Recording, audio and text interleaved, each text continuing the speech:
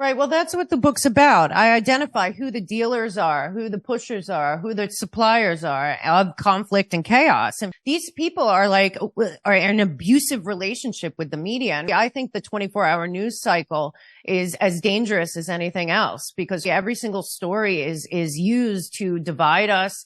There's toxic hate, toxic energy. And like I said, I really think that the truth is that we need an intervention. We need to really, unload our secrets of our government. But at the same time, there's so much that we can do, but there's been a conditioning of learned helplessness of it. There's nothing we can do. And it doesn't matter who the president is if we, the people, aren't engaged, especially locally. Everyone can get together in their communities. My suggestion is to have, when I was little and we had robberies in my neighborhood outside of Philly growing up, my dad and all the other parents around the town started a neighborhood watch. We should, in every neighborhood in every town, have freedom watch, throw the R and D and L, whatever, outside, go in with your ego in check and humility and say, you know what? We're all equally being abused, not just by the government, but by the media. We're not talking to each other. That's exactly what they don't want.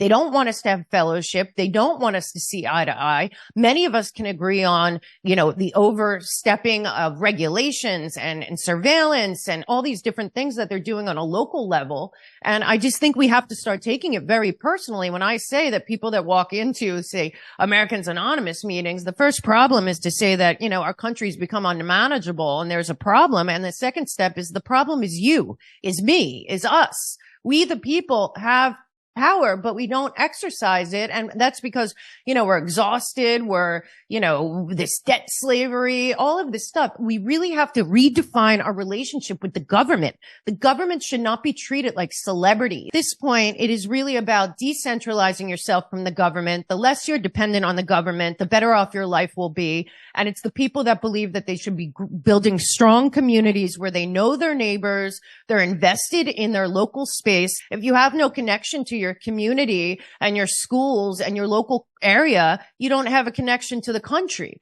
If you don't have, there's just so much that's going wrong. And it's really, at the end of the day, up to us to change our behavior, our habits, our what we do every day in terms of putting our families, our friends, our communities, our neighbors first, and letting the government really do their job, but stop treating them like they are above us either. I don't know these people, but I also know that they're not smarter, braver, more educated, or better at deciding how to live my life than I am. And we really have kind of ceded our power and our freedom and liberty to a bunch of people that really should be just working for us.